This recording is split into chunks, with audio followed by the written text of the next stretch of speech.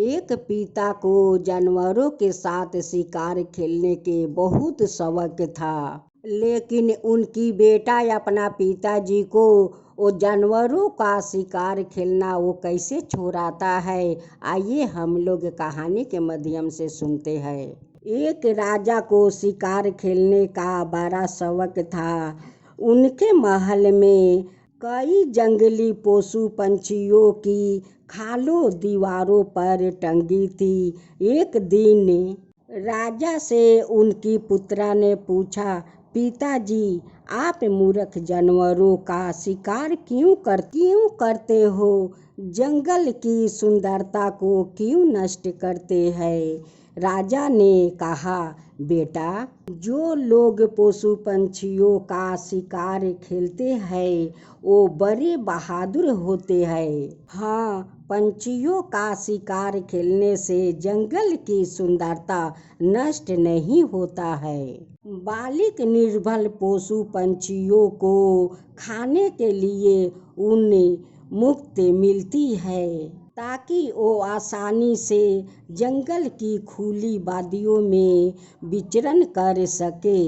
अपना पिताजी को सारे बात सुनकर राजकुमार गणेश भगवान का पास जाते हैं और गणेश भगवान का सामने कसम खाते हैं कि हे गणेश भगवान, हमें इतना शक्ति दीजिए कि मैं अपना पिताजी को जानवर को खेलने का शिकार मैं छुड़ा सकूं। लोग कहते हैं ना कि बच्चों में भगवान बसते हैं, अब बच्चों का बात भगवान जल्दी सुन लेते हैं। जैसे कि राजकुमार का बात गणेश भगवान सुन लिए थे। पुत्र अपने पिता का जवाब से संतुष्ट नहीं हुआ। उसने सोचा, राजकुमार सोचा कि पशु पंछियों का शिकार करना अच्छी बात नहीं है। यह आदत तो बहुत बुरी है कि मैं छोड़ा कर ही रहूँगा। दूसरा दिन राजा शिकार खेलने के लिए रवाना हुआ तो पुत्र बोला, पिताजी मैं भी चलूँगा शिकार पर आपका साथ। राजा ने समझाया, बेटा, जंगल का मामला है, पग पग पर होशियारी रहनी पड़ती है। तनिक चूक हो जाए तो मौत का कारण बन सकता है बेटा। लेकिन पुत्र ने एक ना सुनी और वह जिद करने लगा। पुत्र का रोते देखकर रानी ने राजा से निवेदन किया, ले भी जाओ, इसे तो आपकी तरह बहादुर बनना है। यदि यह अभी से यही डरपोक बन जाएगा तो बड़ा होकर डब्बू बन जाएगा। राजा ने उसे भी घोड़े पर बैठा लिया। दोनों जंगल में जा पहुंचा। तभी ने राजा ने एक भागते हुए प्यारा सा हिरन के बारे में अपने पुत्र से कहा, बेटा, जरा यह तो बताओ कि यह भागते हुए हिरन बार बार पीछे मुड़कर क्यों देख रहा है? पुत्र तो इसी बात का प्रतीक्षा में था। उसने जवाब देने से पहले ये राजा से किया, आप सच्चे क्षत्रिय है या नहीं? राजा ने कहा, हाँ, हम क्षत्रिय तो है, लेकिन तुम्हारे इस सवाल का पूछने का क्या मतलब है? पुत्र ने कहा, हाँ, बस यह दौड़ता हुआ हिरन का बच्चा मुड़ मुड़ कर देख रहा है कि आप क्षत्रिय है या नहीं। तभी ने राजा टोका, यह मूर्ख पशु इस तरह हमारा क्षत्रिय धर्म कैसे जानेगा? पुत्रा ने जवाब दिया, यह जानता है कि सच्चा क्षत्रिय वही है जो भागते हुए किसी शत्रु पर भी प्रहार नहीं करता है। अपने पुत्रा की इस बात से राजा का हृदय उसी दिन से परिवर्तन हो गया और उसी दिन उसने कभी शिकार ना खेलने की कसम खा लिया। पुत्रा अब तो बहुत खुश हो गया क्योंकि वह अपना पिता का शिकार खेलने का शौक जो छोड़ा चुका था। ये राजकुमार तो बहुत खुश था, बहुत खुश था।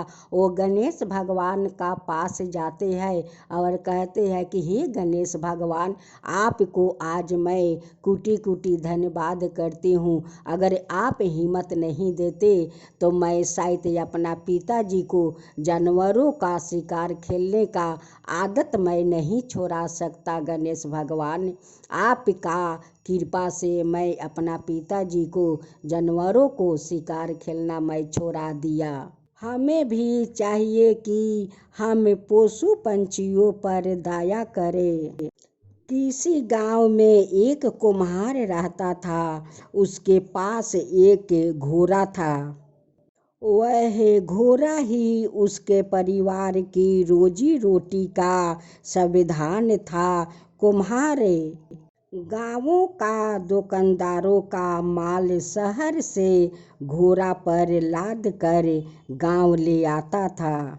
इस प्रकार जो उसे पैसा मिलता था वो अपना परिवार में उसी से गुजारा कर रहा था। लेकिन समय एक जैसा नहीं रहता है। अचानक एक रात कोई चोर उसके घोड़ा को चुरा कर ले गया। कुम्हार ने उसे ढूंढने की बहुत प्रयत्न किया परंतु घोड़ा का कहीं पता ना चला। घोड़ा के बिना उसका काम नहीं चल सकता था।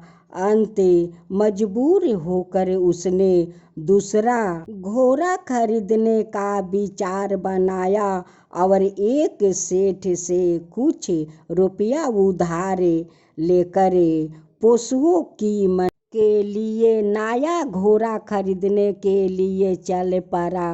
मंडी पहुंचकर उसने देखा कि उसके चोरी हुआ घोड़ा लिए एक आदमी उसे बेचने के लिए एक स्थान पर खड़ा है।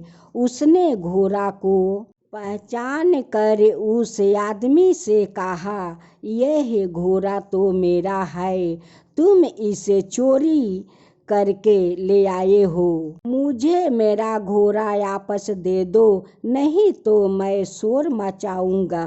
कुम्हार की बात सुनकर उस आदमी ने कहा, यह घोड़ा तो मेरा है, तुम झूठ बोलकर इसे अपना बनाना चाहता है। मेरी चीज है, मैं तुम्हें कैसे दे दूं? जो करना है कर लो। उनका झगड़ा सुनकर काफी लोग वहां इकट्ठा हो गया। दोनों की बात सुनकर काफी लोग ने पूछा, तुम्हारे पास अपना पक्ष सही सिद्ध करने के लिए कोई सबूत है? कुम्हार की बुद्धि तो काम कर गई।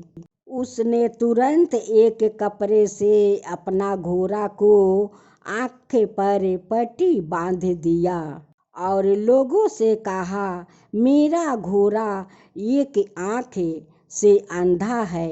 यदि यह घोड़ा इसका है तो इसे यह भी पता होगा उसे किस आँखें से दिखाई नहीं देता है। उस आदमी ने तुरंत कहा कि हाँ, इसे दाईं आँखें से दिखाई नहीं देता है।